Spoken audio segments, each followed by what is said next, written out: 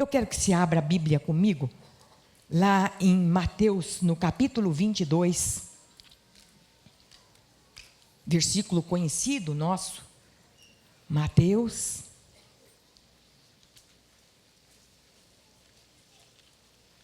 capítulo 22, versículo 37, em diante nós vamos ler aqui.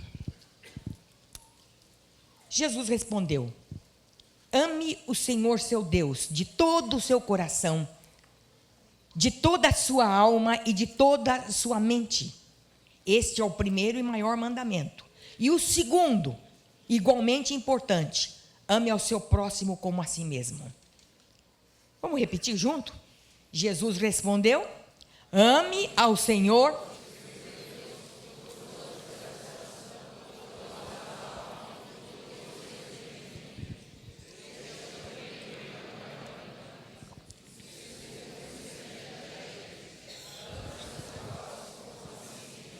Amém. Bendita palavra do Senhor. Sabe, queridos, o que eu queria falar com vocês é que, quando eu li esse versículo, eu pensei, hoje não é, aos olhos humanos, não é só um Deus mais, são vários deuses. Amor ao próximo não existe mais, humanamente falando.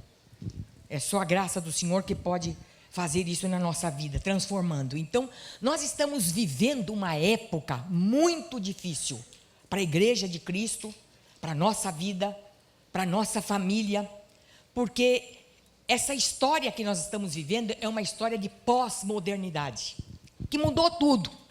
Há uma profunda mudança em todos os segmentos da sociedade. Lembrando que é um momento difícil para todos nós, porque há uma inversão de princípios e de valores, como a destruição de sistema, a rebelião que nós temos visto, a nova moralidade, a intolerância. Vocês já notaram como existe intolerância? Todo lugar. É intolerância em casa, é no trânsito. Esses dias dirigindo, eu vi dois saindo no tapa ali na minha frente, porque um fechou o outro, eu nem entendi direito o que aconteceu.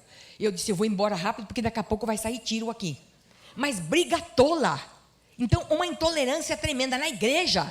Um não tolera o outro, às vezes irrita, o outro virou fonte de irritação na vida. Então, insegurança que vivemos, medo de ficar em casa e ser assaltado, medo de sair e também ser assaltado, medo de viajar porque não sabe se uma bomba pode explodir num dos aeroportos, né? E assim a gente vai, medo de perder o emprego, sai para trabalhar, daqui a pouco recebe lá o bilhetinho, medo até de pernilongo, é verdade, que é picado, né, pelo Aedes aegypti, então vocês sabem, é dengue, é chikungunya e outras coisas mais. Quem já teve dengue, eu já tive 2 vezes.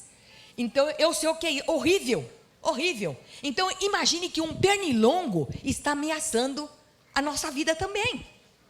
E daqui para frente, eu acredito que isso vai ser pior. Falta de amor e paz. Nós vivemos um tempo em que as riquezas sobrepõem os valores familiares. As famílias têm sido atacadas tremendamente. Eu não sei vocês, mas nós aqui na comunidade é terrível. Cada semana é um caso. E porque não sei o quê, e não dá certo, e já não gosta mais do outro. É uma intolerância total.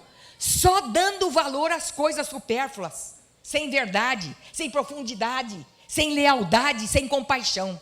Então, esse é o retrato dos nossos dias. Não existe valor absoluto. E aqui entra o cristianismo, porque assim, é mais uma religião. Jesus é mais um, né? Então, a salvação, são vários caminhos que levam à salvação. Eu estava lendo um livro do John MacArthur essa semana, e ele diz o seguinte, que a igreja é o principal instrumento que Deus tem nesse mundo. E a resposta, a indagação e a inquietude desta geração pós-moderna está em Jesus, onde nós encontramos nele todas as provisões necessárias para as nossas necessidades. Amém? É verdade isso ou não? É verdade, né? É só Jesus, é a sua igreja que tem a resposta. Não é, às vezes eu vejo a situação do nosso país, né, que está de cabeça para baixo, essa confusão toda, que a gente fica pensando, como é que vai ser daqui para frente? Quem vai ser o próximo? O que vai acontecer? Né? O que vai acontecer é que só o poder e a graça de Deus, e eu creio que o Senhor está levando mesmo essa nação a se humilhar e a buscar, a voltar os olhos para Ele e saber que é só Ele que é capaz de mudar toda esta situação. Amém, queridos? Então eu fiquei pensando o seguinte: como é que nós podemos influenciar este mundo ao nosso redor? Como é que eu posso? Né? O que eu posso fazer? É lógico que eu tenho que ser sal e luz, fui chamado para isso.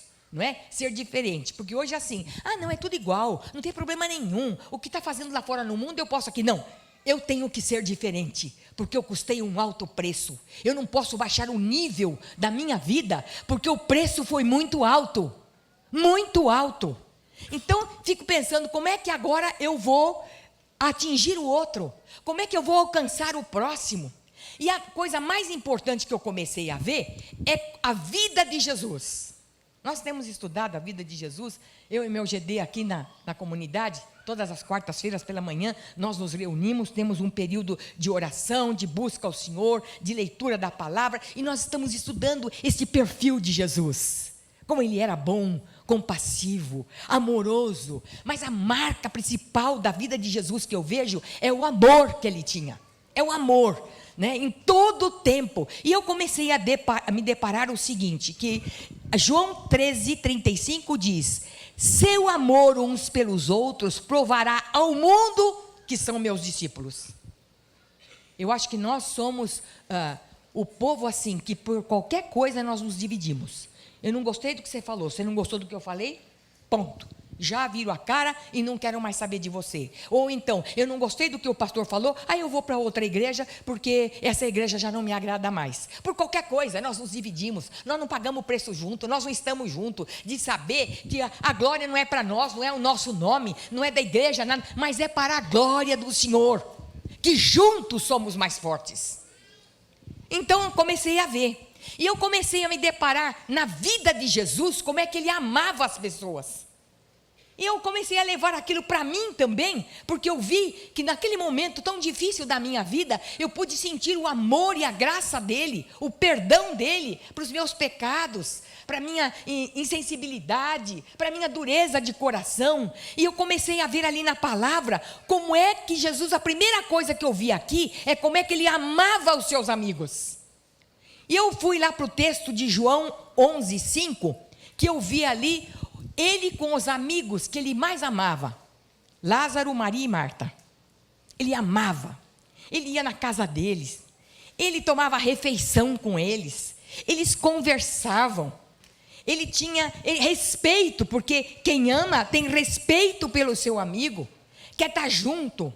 Mas houve um período que esta família estava passando uma situação muito difícil, e o que me chamou a atenção é que as irmãs Maria e Marta escreveram para Jesus e disseram o seguinte: o seu amigo que você ama, o seu amigo querido está doente. E Jesus tomou conhecimento daquilo, e eu creio que Jesus sentiu com as irmãs o que elas estavam sentindo. E sabe de uma coisa? Ele ainda passou um tempo, uns 2 dias, ele estava indo para outro lugar, mas num dado momento, ele disse para os seus discípulos, vamos voltar, vamos lá para a Judeia. Eles, não mestre, por favor, como é que o senhor vai voltar? Estão querendo matar. Os religiosos dali estão furiosos atrás do senhor, não vamos voltar não. Ele disse, eu vou voltar. E Tomé ainda disse, tudo bem, vamos junto, que aí nós vamos morrer com ele. E lá foram eles, e quando chegou ali, ele se deparou que o seu amigo já estava morto. Triste, mas ele chorou com Maria, ele sentiu o drama, a situação que a família estava ali, do amigo, porque Jesus amava verdadeiramente o amigo. Eu tive uma experiência esses dias, de uma amiga minha de infância, praticamente, querida, está longe, mora no sul, Mas numa manhã ela me ligou desesperada, me chama de Mana. Disse, Mana, por favor, me ajude. Eu disse, o que está acontecendo? É que minha filha apareceu com um tumor no cérebro. O esposo está fazendo um tratamento de câncer no intestino. Ela disse, e eles foram para o aniversário da filha, e chegando lá, ela teve uma convulsão, nunca tinha tido nada. Teve uma convulsão e ficou paralisada, foi levado ao centro médico, chegou lá e falou, tem que operar já, o tumor está do tamanho de uma laranja. E ela estava desesperada, e eu disse, eu vou orar aqui por você, mas olha, eu vou sair daqui, eu vou estar aí com você. Não, Mana, não precisa se preocupar, porque os meus filhos estão aqui comigo, e eu sei que vai ser difícil você sair. Aí eu estava com uma viagem programada, e ela disse, não faça isso, fica tranquila, mas me cobre com oração.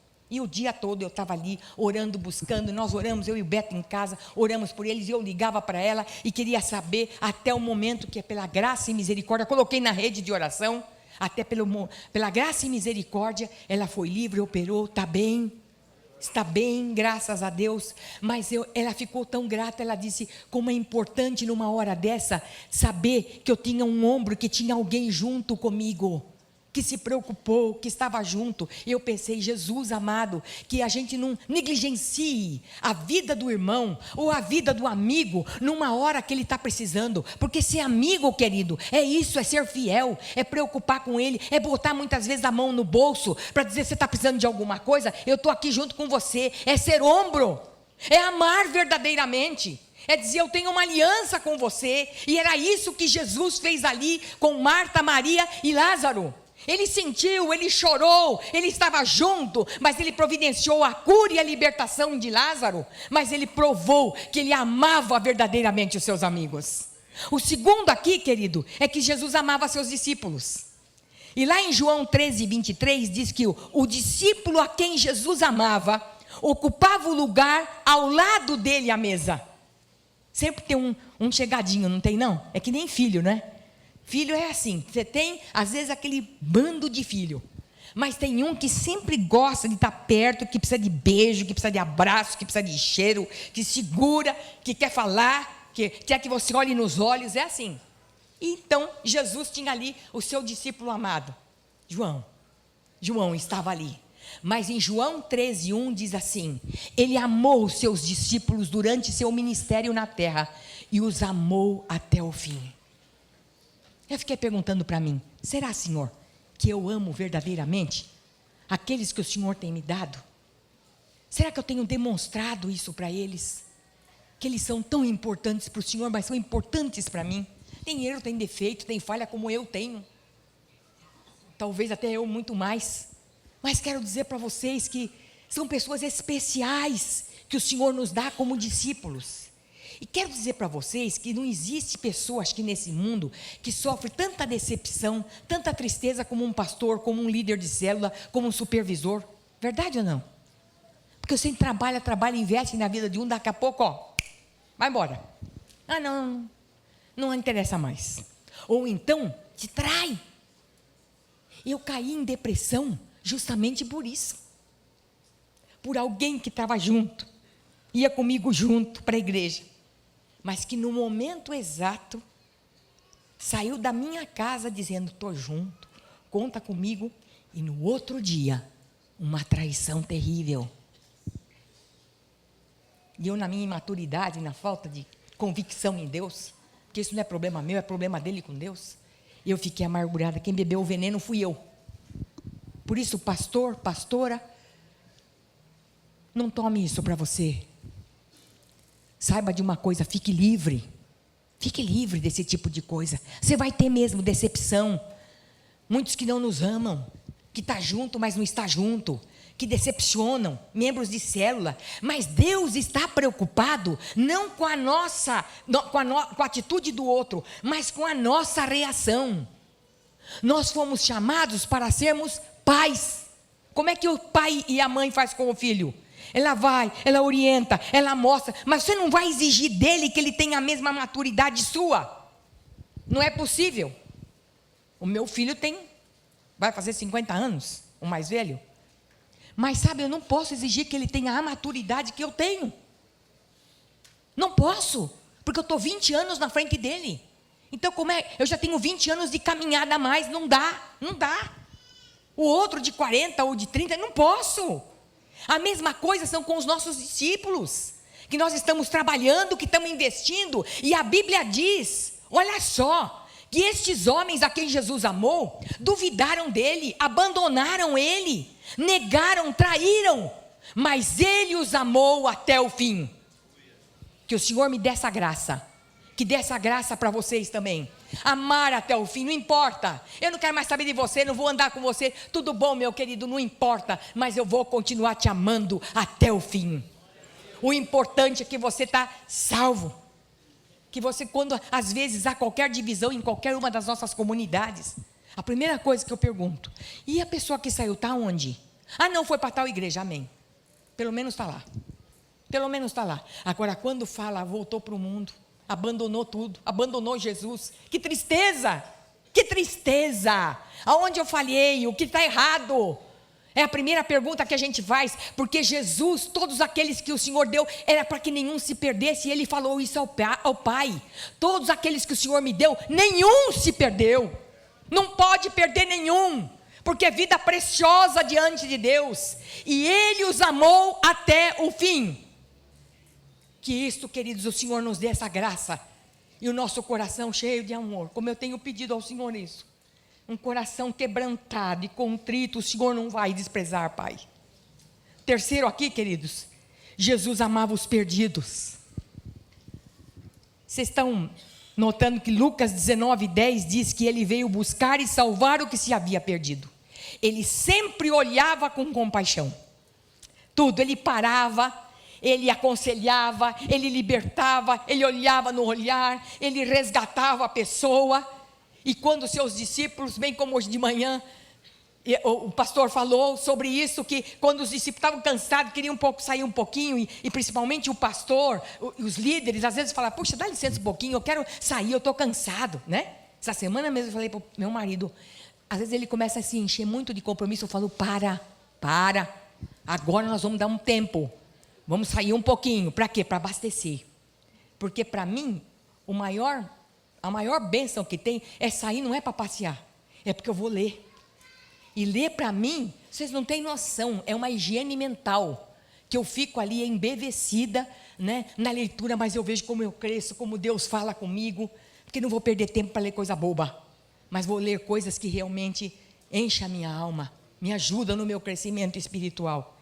E ali, queridos, eu vi o que é que Jesus fazia, quando os discípulos estavam cansados, mestre, vamos sair, vá. Mas ele encontrou a multidão no meio do caminho, e quando ele olhou a multidão, eu garanto que os discípulos falaram, eu não acredito, que o Senhor vai parar aqui, para atender esse povo, mas ele olhou com tanta compaixão, que ele disse, eu os vejo como ovelha sem pastor.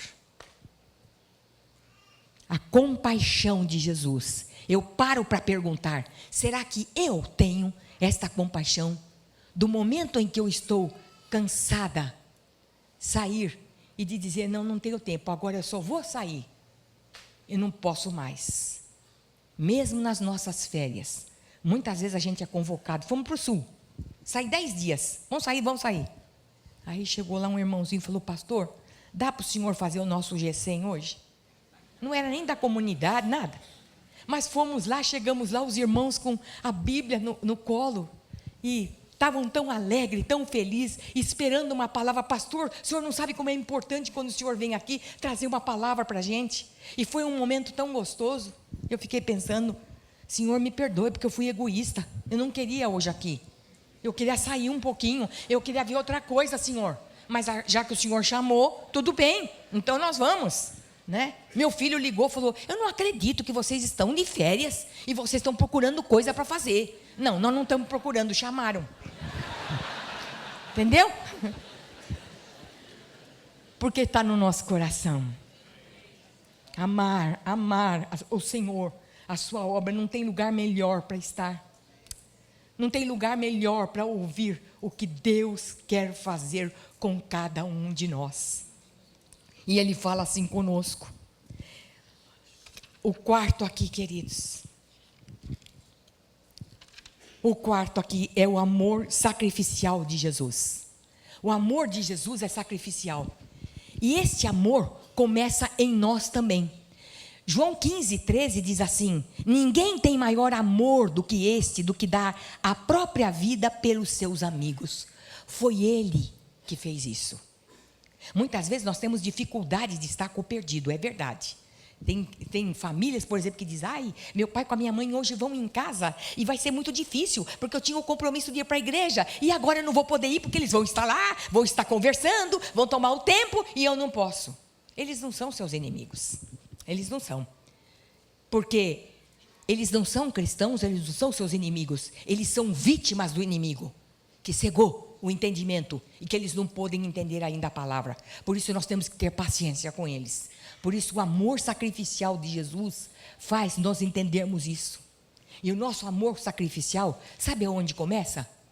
Não é na igreja, não é com o seu discípulo, mas é na sua casa, é no seu lar, é com a vida do seu cônjuge e a vida dos seus filhos. Eu até acredito que tem determinados versículos que o Senhor escreveu na sua palavra. Sabe para quê, queridos? Para falar só com pastor e liderança. Porque nós temos um hábito assim, ou nós somos muito ao céu, ou então nós vamos muito à terra. Não tem um equilíbrio meio termo. Então eu só me dedico à igreja e às coisas da igreja, e a família que se dane. Mas sabe o que o Senhor diz na sua palavra? Que a família é o próximo, mais próximo nosso. Amar, eu tenho que me amar e amar a minha família. Nós podemos cuidar dos irmãos, das necessidades, mas se nós não cuidarmos da família, 1 Timóteo 5:8 diz assim: aqueles que não cuidam dos seus, especialmente dos da sua própria família, negaram a fé e são piores do que os infiéis.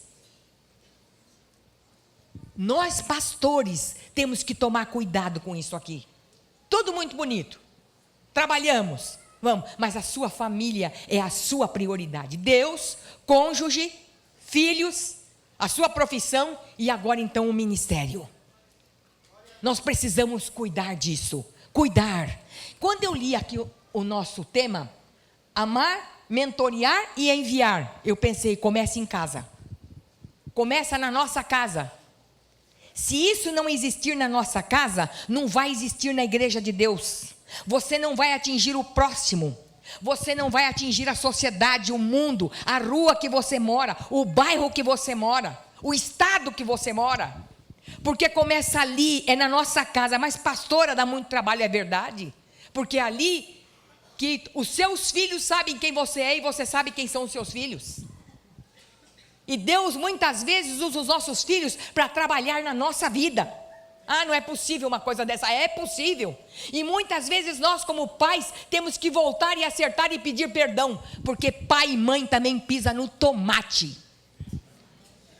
Muito, e muito. Erramos. Quantas vezes eu tive que voltar e falar para os meus filhos: me perdoe, um exagero, às vezes uma coisa errada, uma cobrança demais. Já como avó não, né? É uma bênção ser avó. Vocês não têm noção. Vocês não têm noção. É a melhor coisa que tem. É ou não é?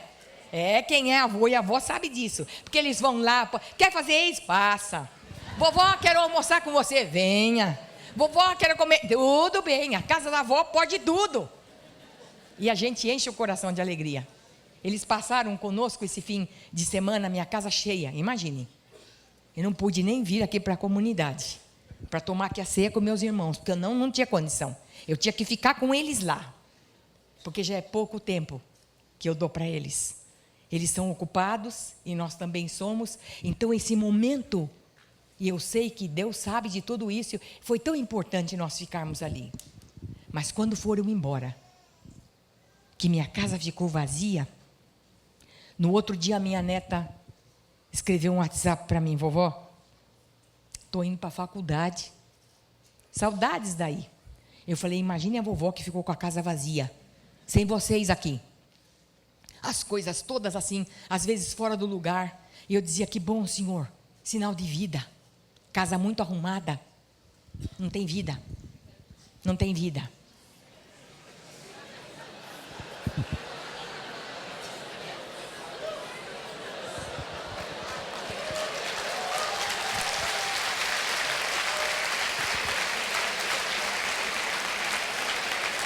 É verdade. Quando meu netinho vai lá fazer, posso fazer, vovó? Faz o caminho, ele fez da sala, passou para o corredor, para a cozinha, todinho o caminho. Longe, ia longe aquela estrada dele. A gente passava para não desmanchar, porque ele não queria que desmanchasse, não podia sair do lugar.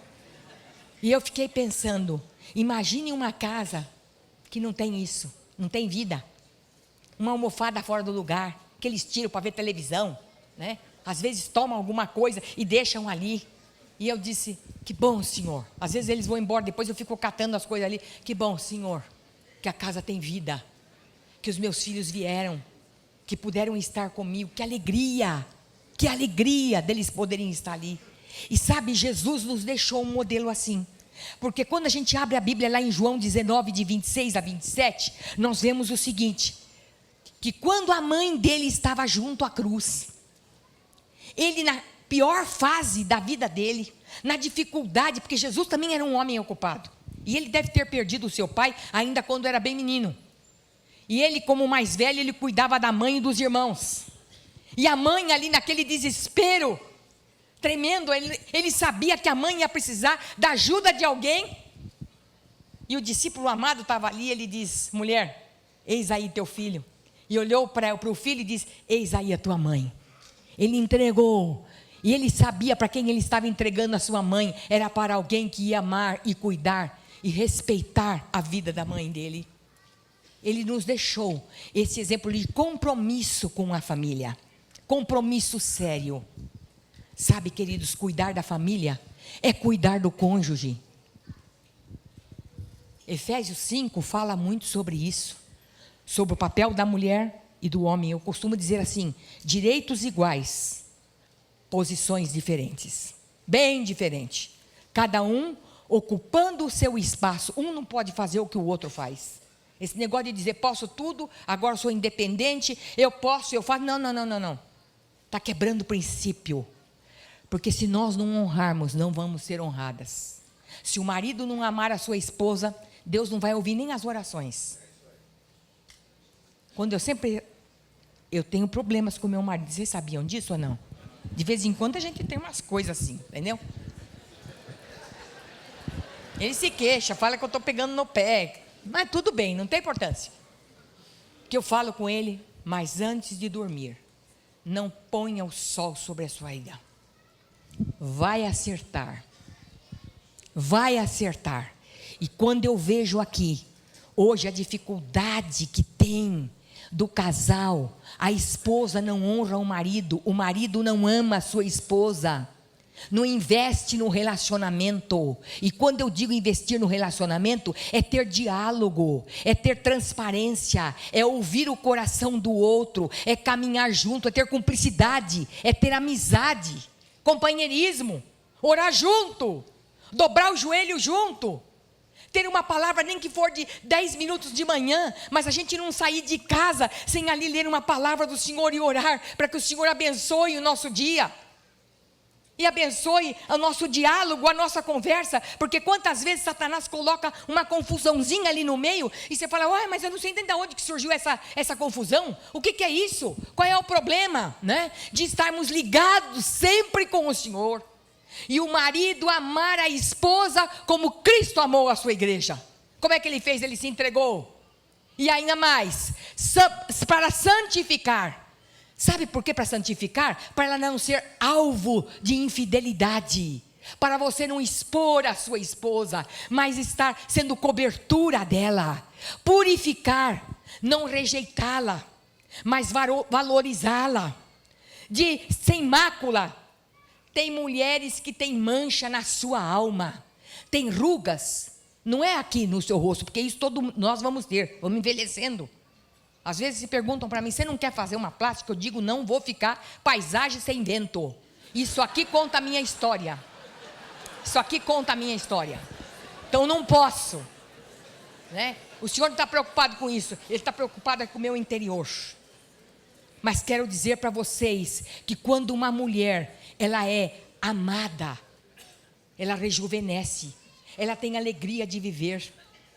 Eu trato com mulheres, meu ministério especialmente é com mulheres, mas eu vou dizer para vocês, um dos meus encontros que eu fui falar agora nesse mês, que foi o mês da mulher, eu cheguei numa das igrejas, nos lugares que eu estava, quando eu terminei a mensagem, eu sentei ali para tomar um copo d'água, veio uma irmã, com uma rosa na mão, ela disse para mim, fui eu que fiz para você, pastora, eu aprendi a fazer, e eu estou fazendo, então, a primeira eu quis entregar para a senhora, eu tomei aquela flor, na minha casa tem tanta coisa, que às vezes os filhos perguntam, mãe, para que tantas essas coisas aqui? Porque cada um tem um significado, de pessoas que me deram, de gente que trabalhou, que foi dado com carinho, com amor, eu não posso me desfazer, não sei o dia que eu mudar, como é que vai ser, mas sabe de uma coisa, ela disse, sabe pastora, a senhora estava falando ali, eu sou aqui, crente no Senhor Jesus Cristo, eu trabalho, eu lidero um G100, mas quando foi no dia das mulheres, eu fui lá e falei para o meu marido, escuta,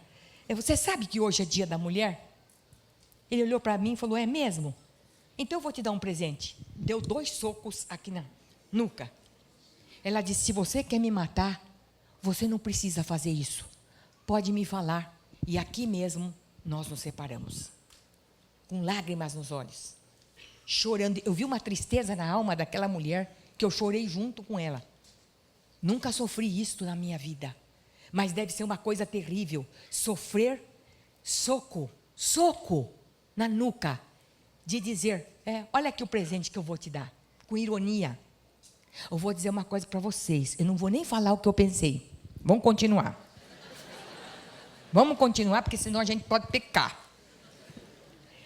Mas sabe, queridos, cuidar da sua vida conjugal. E para a vida conjugal ser cuidada, só existe 2 palavras: amor e perdão. É isso que sustenta um casamento. Não tem como. É amando e perdoando. Amando e perdoando. Quantas vezes? 70 vezes 7. Ah, mas não vai dar. Pois é, mas foi a ordem de Jesus. E não é pelo sentimento, é por obediência que nós temos que fazer isso. Se é que nós temos um coração novo em Cristo Jesus. Então, cuidar da nossa vida. Eu coloquei aqui uma frase que eu fiquei pensando. A característica principal de um casamento não é a ausência de crises, mas é a falta de perdão. É a falta de perdão, não é de crise. Quem é que nunca teve crise aqui? Levanta a mão. Porque todo mundo passou por crise. E às vezes feia, hein? Feia. Eu passei por várias. 51 anos de casado. Várias. Mas sabe como é que a gente resolvia? É o amor de Cristo que nos constrange. É o amor dele derramado no nosso coração. Vamos acertar. Fizemos um pacto entre nós. Vamos construir até o último dia da nossa vida. Não importa. Mas vamos estar juntos. Vamos estar juntos. Amor e perdão. Segundo aqui, queridos, que eu quero falar com vocês, é cuidar dos seus filhos. Filhos são herança do Senhor, e o fruto do ventre o seu galardão, diz a palavra. Não é filhos do quarto. A geração de filhos do quarto. A geração daqueles que fazem a baleia azul aqui. Vocês estão sabendo, né? Vocês devem estar sabendo. Sério. E já algumas mulheres conversaram comigo e disseram, pastor, é verdade, é verdade. Tive crianças lá no meu colégio, alguém que é diretor de escola, o outro lá que está lidando com criança, é verdade, está aparecendo mesmo. Jovens, agora, morrendo, suicidando. Sabe por quê? Porque não tem pai e mãe que esteja cuidando. Quando eu li o Salmo 128, que fala assim, teus filhos serão como brotos de oliveira ao redor da tua mesa. É o que a palavra de Deus diz. Eu fiquei vendo o seguinte, essa árvore em Israel, ela é indestrutível. Mesmo quando ela é derrubada, as raízes dela logo produzem novos brotos. E quando colhem os seus frutos, o dono daquela árvore, ela colhe com abundância o azeite. Ele é usado para cozinhar, para iluminar, para higiene e para cosméticos. Ele não é para uma função só, é para várias coisas. E a Bíblia compara os nossos filhos a isso, de produção. Ele é resistente, eles são produtivos, assim são nossos filhos, o que a palavra de Deus compara.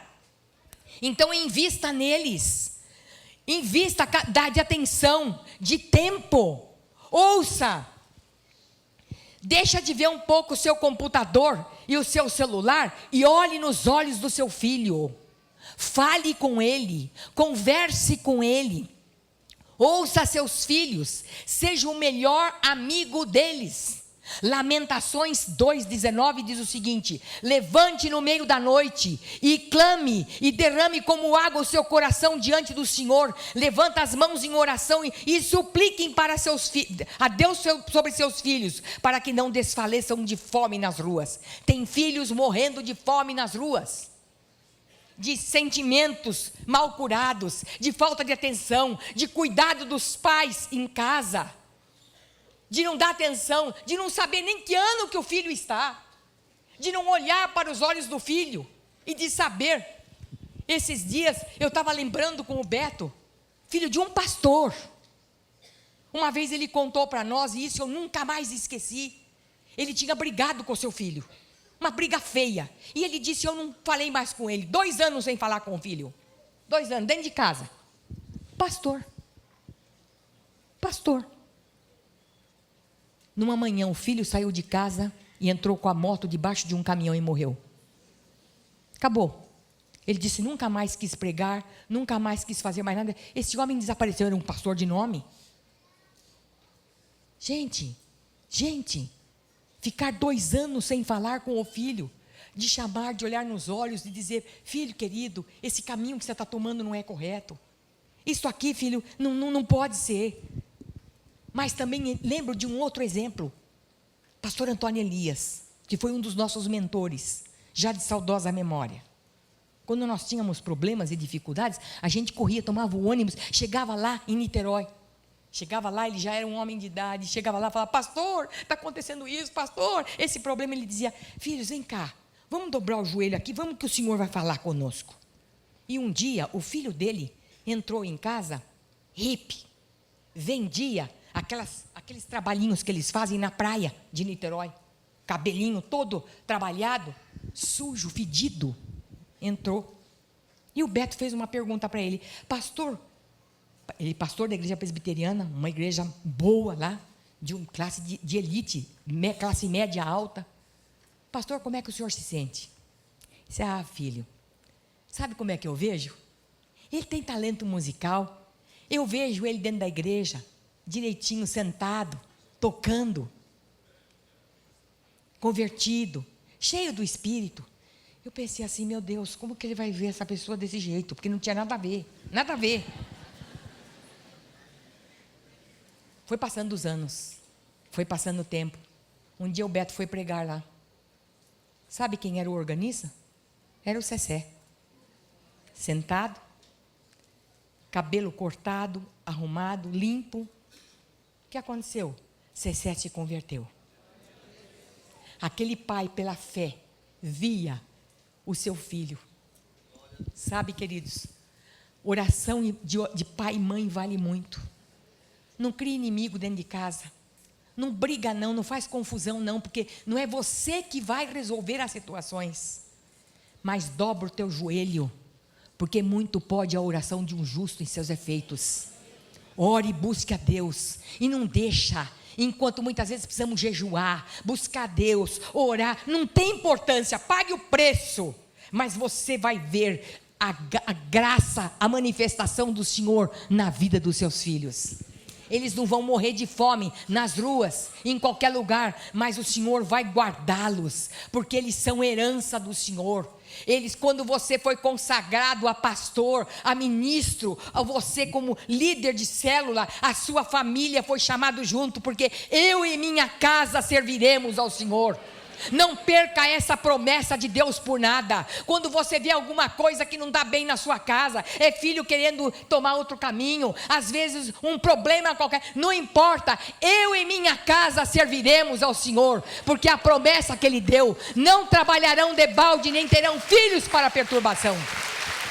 Guarde isso no seu coração, busque em Deus, e Ele muda a situação, Ele muda o quadro. Quantas vezes na minha casa passei por lutas, por dificuldades, problemas. Eu digo para eles que dá um livro para fazer uma novela na Rede Globo, de tanto problema, de luta, de confusão. É uma coisa, mas sabe de uma coisa? Que quando começavam as coisas a vir assim, eu dizia, não vou me desgastar não vou entrar em depressão não vou ficar doente por causa disso, mas eu vou confiar naquele que pode todas as coisas. É Ele que muda o coração do marido, muda o coração da mulher, muda o coração dos filhos, e quando você vê, quando você menos espera, é muito mais além do que aquilo que você pede, ou que você pensava que ia acontecer, porque esse é o nosso Deus, Ele é Senhor, e pode todas as coisas. Nunca se viu um Deus, desde a antiguidade, como o nosso Deus, que trabalha para aqueles que nele esperam. Deus abençoe vocês. Eu gostaria, amém, o Senhor seja louvado.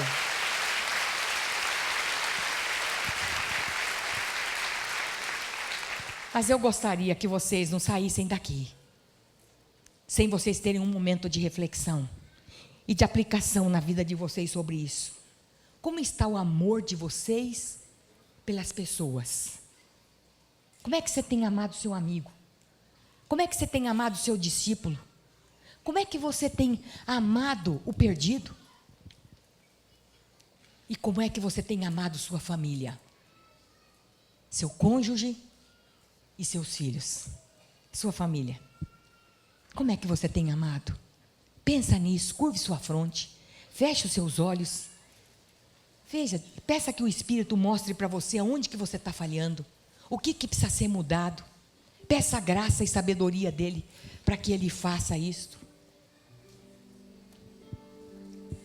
Pense nisso, nesse momento. Fale para Ele. Não tenha vergonha não. Às vezes a gente tem coisas tão íntimas que a gente não quer abrir com ninguém, mas Ele sabe todas as coisas. Fala com Ele. Nós não podemos esconder nada dEle. Peça que Ele faça isso.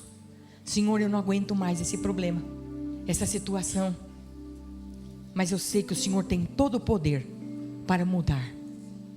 Eu aguardo em Ti, Senhor.